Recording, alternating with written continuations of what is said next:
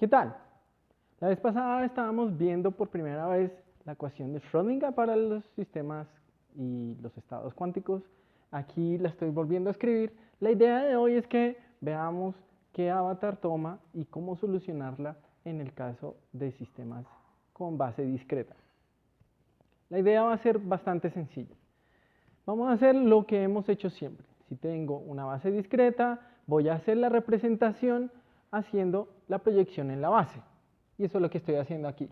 O sea, si cojo una base que voy a llamar ahí y la proyecto por este lado, aquí lo que voy a tener son los coeficientes que me dictan los componentes del estado. ¿De acuerdo? Por este lado, en cambio, queda este sándwich que puedo, como hemos hecho siempre, seguir descomponiendo utilizando una identidad que estoy metiendo acá. Y lo que me queda es simplemente un producto matricial con las componentes del hamiltoniano, de la matriz hamiltoniana, y las componentes del vector representación del estado. Si se dan cuenta, pues no tiene que ser ningún misterio. Aquí lo que estamos encontrando es simplemente la representación matricial de una ecuación en el espacio de Ketz, ahora en el espacio vectorial. ¿Qué es lo que tengo? Donde estaba el Ket, tengo el vector, donde estaba el operador, tengo la matriz y nuevamente. ¿De acuerdo? Y esa es la ecuación que yo tengo que resolver. Ahora, si yo les hubiera dicho, esa es una ecuación que tengo que resolver, ustedes simplemente lo que están viendo ahí es un sistema de ecuaciones acoplado. Que pues no debe ser misterioso, simplemente tengo que resolver eso, ¿ok? Es un sistema de ecuaciones de primer orden acoplado. Ahora, ¿qué técnicas utilice? Pues ya eso depende de lo que yo quiera. Pero entonces ya sabemos que si quiero resolver la ecuación de Schrödinger en un sistema con base discreta, tengo que resolver un sistema de ecuaciones acopladas. Fíjense que estoy tomando un camino un poco distinto al que habíamos de primeras advertido. Al principio habíamos dicho, tengo un operador, evolución, que me dice cómo es la evolución de los estados. Aquí lo que yo estoy suponiendo es que prácticamente no me interesa como tal el operador de evolución y me voy a centrar en solucionar directamente la ecuación. ¿De acuerdo? Esa es otra forma de abordar el problema. Ahora, rescatemos algunas cosas que vimos la vez pasada. Supongamos que yo tengo esto en la base de Ketz propios del operador hamiltoniano. En esa base de Ketz propios yo sé que los elementos matriciales del hamiltoniano van como el delta de Dirac, o sea, el hamiltoniano es diagonalizado, ¿cierto? Porque precisamente son sus Ketz propios. De tal manera que esta ecuación se desacopla, ¿cierto? Entonces aquí teníamos una mezcla de CI con todos los otros Cs, y en este caso solamente CI, el coeficiente iésimo, habla con el coeficiente iésimo. O sea, no va a haber mezcla y esto es lo que llamamos un desacople. Hemos desacoplado las ecuaciones y ahora son muchísimo más fáciles de solucionar. Sabemos que ese es el problema de un sistema de ecuaciones acoplado. Podemos incluso simplificar aún más la situación. ¿Qué pasa con sistemas conservativos donde esto sucede? Entonces, en estos sistemas no hay dependencia explícita en el tiempo del hamiltoniano y tengo que estos autovalores del hamiltoniano son constantes. De tal manera que puedo integrar esta solución automáticamente, ¿cierto? Buscar una función que cuando la derive me dé ella misma a veces un número y esa pues es la exponencial. Y aquí he incluido la condición de frontera, el valor inicial, que le llamo CI evaluado ante 0. ¿Qué es lo que estoy viendo? Estoy viendo algo que habíamos advertido la vez pasada. Si yo estoy en la base de Ketz propios del hamiltoniano, entonces lo único que va a pasar es que van a haber cambios en las fases relativas de las distintas componentes de la superposición. Pero el estado, cada uno de los pesos no va a variar. La probabilidad de que cada una de las componentes resulte en la superposición no va a cambiar en el tiempo, solo cambia su fase. ¿Qué pasa si yo escojo como estado inicial un estado propio de la energía. Entonces, si yo estoy cogiendo eso, tengo que, de todos estos coeficientes iniciales, solamente uno es distinto de 0. Y es igual a 1, porque prácticamente estamos tomando siempre los estados normalizados. Aquí yo pude haber tomado una fase, lo estoy tomando simplemente como 1, ¿de acuerdo? Ahora, si yo tengo esto,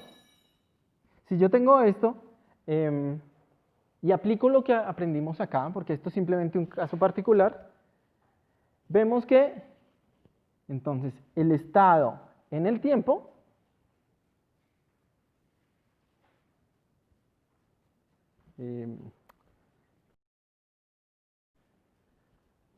vemos que el estado en el tiempo va a estar dado por esto. ¿Cierto? Solamente uno va a aparecer en la superposición lineal, que era lo que habíamos dicho antes. Simplemente tengo que, si no aparece un término dentro de la superposición en el tiempo 0, en ningún tiempo posterior va a aparecer. Como en T0 solamente aparece 1, en tiempos posteriores solamente va a aparecer ese. Y yo ya sé cómo solucionarlo. Dijimos que en general tiene esta forma, o sea, tengo una cosa así. Vemos entonces que la evolución de este estado simplemente se va a dar por una fase. Su dirección no va a cambiar. Y nuevamente, del postulado de los estados cuánticos descritos por Ketz, la fase no cambia la naturaleza del estado. Entonces tenemos que este estado es igual a este, y reproducimos lo que habíamos dicho anteriormente con el operador evolución, directamente con el operador de evolución, donde decíamos que los estados propios de energía son estacionarios, no evolucionan en el tiempo. ¿Qué pasa con sistemas un poco más complicados? Antes de ir al caso completamente general, déjenme pensar en una situación que es muy común y usual para abordar sistemas físicos. Imaginémonos que el hamiltoniano lo podemos partir en dos pedazos. Un pedazo, el cual conocemos completamente su solución, tenemos control sobre la solución, digamos que hemos podido hacer lo que acabamos de ilustrar, y otro que está, digamos, entrando a modificar lo que conocemos del sistema. Entonces, de este conocemos, por ejemplo, su base o sus ket propios, y me sirven como base. Entonces, vamos a utilizar a estos señores como base para hacer las representaciones. Como son ket propios de este señor, esta parte del hamiltoniano va a quedar diagonalizada. Y la otra parte, que es la que va a hacer complejo la situación, entonces simplemente pues va a ser una matriz arbitraria, que en principio pues también podría ser, si llega a conmutar con H0, pues también podría ser diagonalizado. Supongamos que no, y entonces en general lo que voy a tener cuando represento la ecuación de Schrödinger en esta base es que tengo una parte diagonal, aquí me falta el I, una parte diagonal que se desacoplaría todo el sistema y una parte que entonces empezaría a acoplar a unos coeficientes con otros, los empezaría a mezclar. Ahora, aquí existe un pequeño truco que evidencia que efectivamente lo que me interesa y lo que quiero conocer nuevo va a estar aquí. Entonces, voy a reescribir esta ecuación en términos de estos nuevos coeficientes definidos así como están acá. Aquí. Fíjense que si yo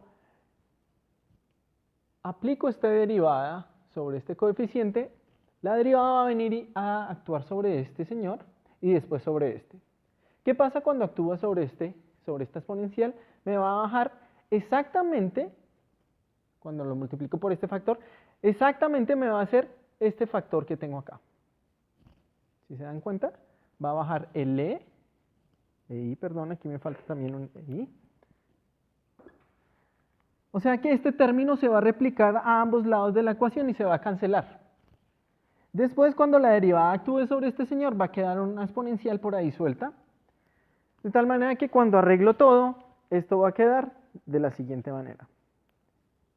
Aquí tengo un I, J, J, CJ. Entonces, ¿qué es lo que he logrado?